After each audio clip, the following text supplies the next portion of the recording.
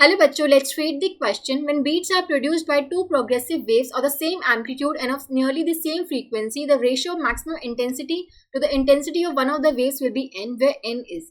तो हमें क्वेश्चन में देखा कि beats are produced by two progressive waves, दो प्रोग्रेसिव वेव्स हैं सेम एम्पलीट्यूड की और नियरली दी सेम फ्रीक्वेंसी. हमें maximum intensity divide by one of the waves की जो रेशियो दी हुई है, intensity of one of the waves I है और ये है maximum intensity of the two waves जब वो सुपर इम्पोज करेंगे. इनकी जो रेशियो हमें एन दे रखी है, हमें एन की वैल्यू फाइंड आउट करनी.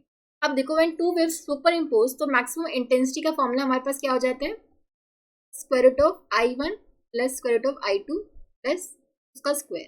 ठीक है, अब देखो I1 के यहाँ पे इंटेंसिटी ऑफ वन वेव और I2 is intensity of other wave. ठीक है, ये उनकी रिजल्टेंट मैक्सिमम इंटेंसिटी होगी. अब देखो हमें पता है कि जो इंटेंसिटी होती है वो एम्पलीट्यूड स्केयर के डायरेक्टली प्रोपोर्शन होती है. अब दोनों का सेम एम्पलीट्यूड गिवन है तो I1 की वैल्यू भी क्या हो जाएगी, हम लिख सकते हैं के सम कांस्टेंट ए स्क्वायर, और I2 की वैल्यू भी लिख सकते हैं कि कांस्टेंट एम्पलीट्यूड का स्क्वायर. ठीक है, तो यहाँ पे आप पुट करो तो ये आ जाएगा के रूट के ए स्क्वायर रूट के ए स्क्वायर का स्क्वायर. तो ये आ जाएगा रूट के ए प्लस रूट के ए बाहर आ जाएगा. ठीक है, तो ये आ जाएगा हमारे पास रूट टू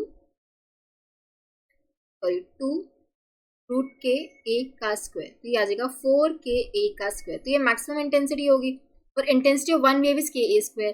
ठीक है, तो जो रेशियो आ जाएगी I max divide by I max हमारे पास 4 के ए स्क्वायर है और intensity of one of the waves is के ए स्क्वायर. तो ये आ जाएगा 4. तो ये एन के इक्वल था तो एन की वैल्यू कितनी आ गई, 4 के इक्वल. सो हमें आंसर क्या मिल जाएगा, 4. So option 3 will be the correct answer. I hope आप सबको समझ आया होगा. Thank you so much.